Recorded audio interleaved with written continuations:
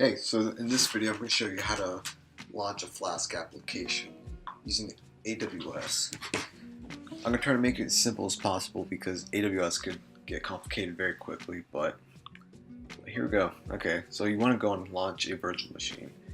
It's going to take you to these two options, right? You want to launch either EC2 instance or a light sail instance. EC2 instance would be the one you want to go if you want to go for the free tier, which in this case is what we're trying to go after. So let's get started with that. So let's first name our thing. I'm just going to name it my demo, something simple. Use this name. Select our operating system, which is Ubuntu. Micro, yes, this is what you want. If AWS allows you to select a whole plethora of different server sizes.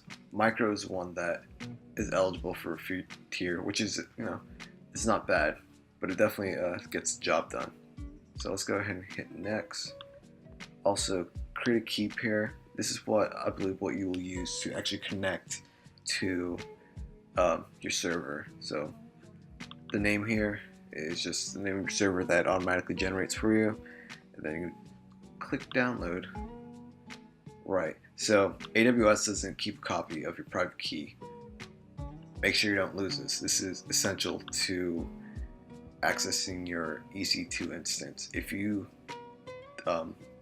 lose your key or delete it or anything like that, there's no way of getting back into your instance. So let's go ahead and download that. So, okay, cool.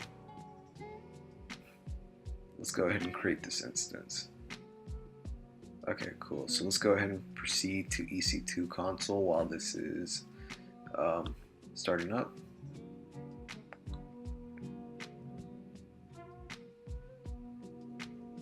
So, okay, cool. See it going? If we click on connect over here, right, it gives us this this command here that allows us to connect to our EC2 instance. So let's go ahead and copy that and open up terminal. And you also want to navigate to where you downloaded your private key. So I believe I downloaded it, or it's in my, hold on, yeah, in my downloads folder. Oops, there we go. Just paste the command there. It's going to ask us if we want to connect. Of course we do. Sudo key. Oh, yeah, we're gonna have to be a super user in order to connect to it, I believe. Let's go ahead and give that another try.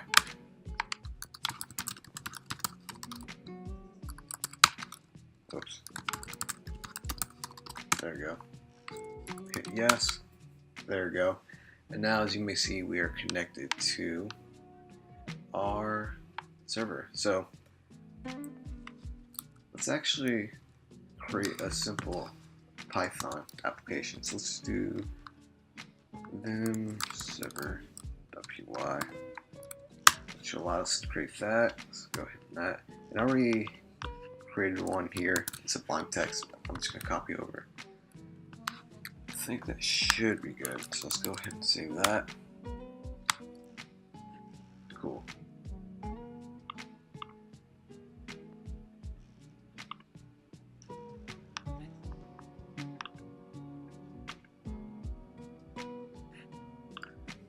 Let's go ahead and make sure that we have Python installed.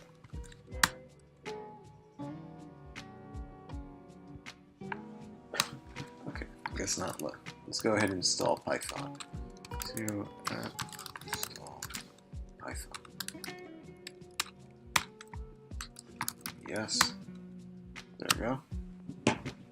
Now it's installing Python. Cool. We're also going to have to install pip, so we're going to do sudo pip install Flask. What did I say? Did I say we can install pip? I think we might have to actually. Okay, here we go. Here's the command that we want to install pip. There we go. Click yes. When in doubt, always Google. And as you see, our packages are being installed. Okay, cool. I believe now that should install pip. There you go. Cool. Now pip is installed. Now we can install Flask. I think it's up there. There you go. Now install my Flask. Okay, cool.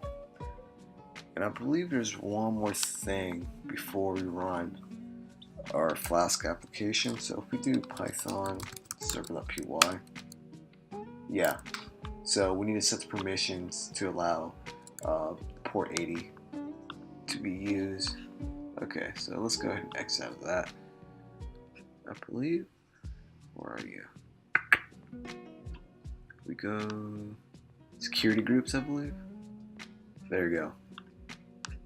Inbound. There you go. We want to go to hit edit, and we want to add a rule for HTTP.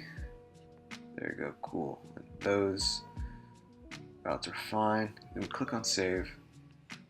There you go. Let's go back to terminal. I believe this should fix this permission denied problem. So if we run that, duh. Okay, I'm an idiot. Sudo Python server.py.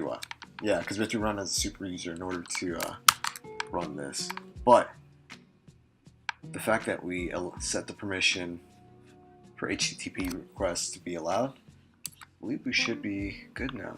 So if we go back to our public description, let's go back one. There we go. Cool. So we have the public IP address right here. If we go here, there you go. That's how you get your Flask application up and running.